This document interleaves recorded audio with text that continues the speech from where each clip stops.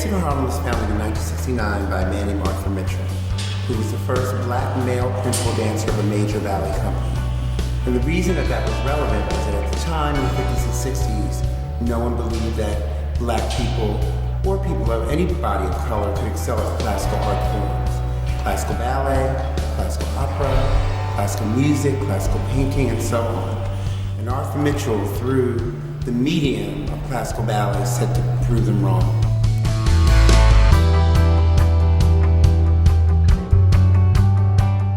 Okay, my name is Robert Garland, and I am Artistic Director of Dance Theater Harlem's professional training program.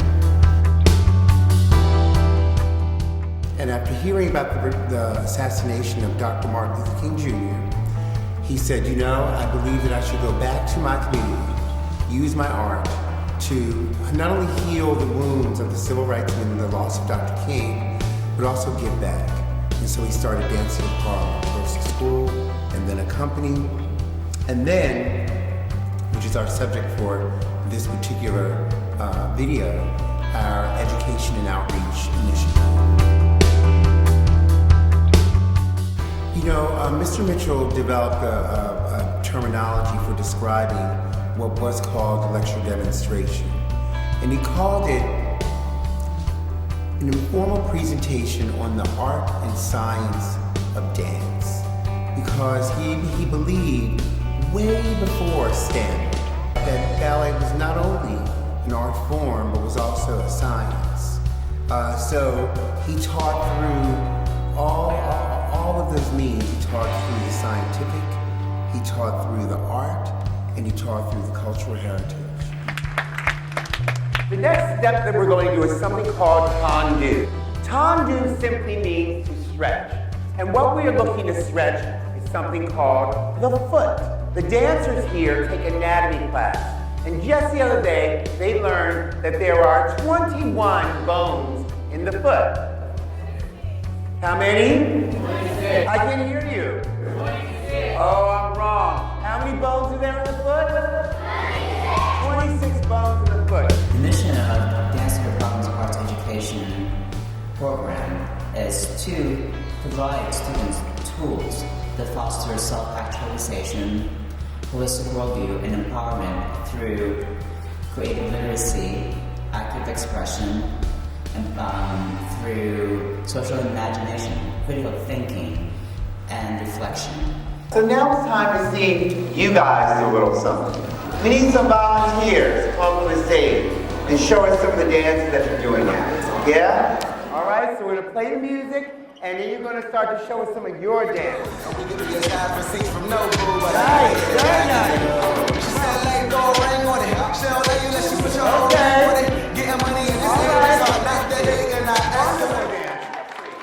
We talked about a step called rond de jambe. On the floor, remember the guys who got on the floor and you made your leg go around? Let me see, when you went down the floor. There we go. Right, rond de jambe. There we go. Rond de jambe. That's it. Yeah.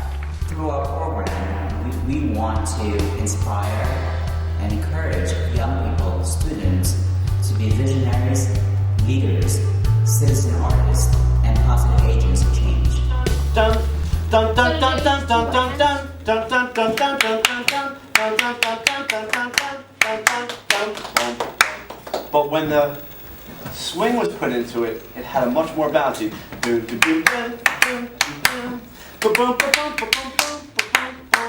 It has a swing to it. Okay, that's what ragged time was. Without that, music was much more marchy and stiff. So again, what do we have? We have an African-American connection. If you want to hear a hip-hop beat, if it wasn't done with an African-American spin, it would sound very stiff. This would be, if you even want to call it hip-hop, this would be what it would sound like.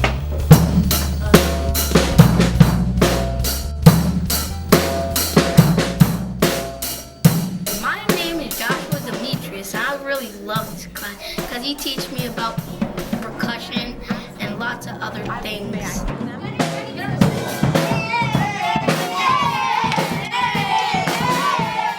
I learned that percussion was about like 10,000 years ago or something, and that they use animal fur, animal animal skin to make bass drums and stuff. I like this class a lot, and I love playing the drums and getting to learn about a lot of different instruments and how they make them. All you guys shook 8 notes. Ever shakers, play them again. Ready, go. I learned about using percussion, and I also learned that they use instruments during the Civil War.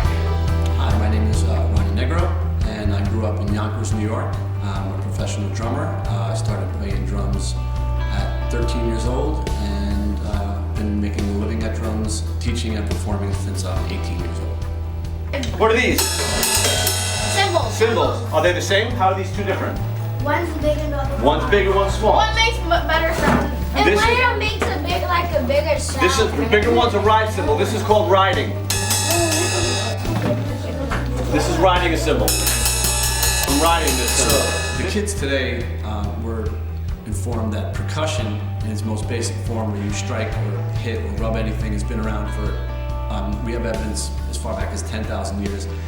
We really wanted to take them from like what they know as drums, as like something like this, and this would be something from the Civil War, and these were used really to move armies and to move them, wake them up, and drummers would be able to communicate these rhythms without a loudspeaker, without electricity, and they would be able to communicate orders when to wake up, when it's time to march, when it's time to eat, and on the battlefield, of course, in the din of battle, these drum cadences can be played in a way that when people hear this rhythm, they know to attack or they know to retreat. My favorite things are the ragtimes and the tom-toms and the crash and the ride, the cymbals. Hi, my name is Antonella Deli Carpini. I am the general music and chorus instructor here at Edward Williams Elementary School in Mount Vernon, New York. I teach general music for grades K through 6 and chorus for grades 3, 4, 5, and 6. And the class that we've been working, me and Ronnie Negro, who's been a fantastic, I cannot emphasize that enough, an unbelievable teaching artist for us here. We've been working with 4F. It is a 4th grade class, and this for this particular residency, they're focusing on ELA and learning how to tell a story, beginning, middle, and end. And Ronnie is brilliantly doing that by teaching them the story of the drum set and how that in of itself is a story, and it has a very deep both African and American roots. What I learned today is about ragtimes and when the Civil War started and ended,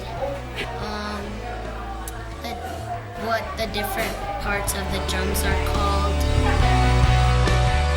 It's because a lot of these students have a great deal of test anxiety. This is my 2nd year at the school, and last year when I proctored the test, I could see it. When they were taking their test, they got nervous. I saw them trying to breathe. I saw them just completely tense up, and they were just grasping for something in their memory to help them remember what the answer is, what do they have to write about, what do they have to put on the paper. And an experience like this, working with a residential artist from Arts Westchester on such a fabulous project, that is going to jog their memory. That is going to enhance their performance on their tests, and it's going to enhance their performance in other classrooms as well. In 2012, the National Endowment for the Arts released a study that showed students who participated in arts-related activities scored higher in science, math, and writing.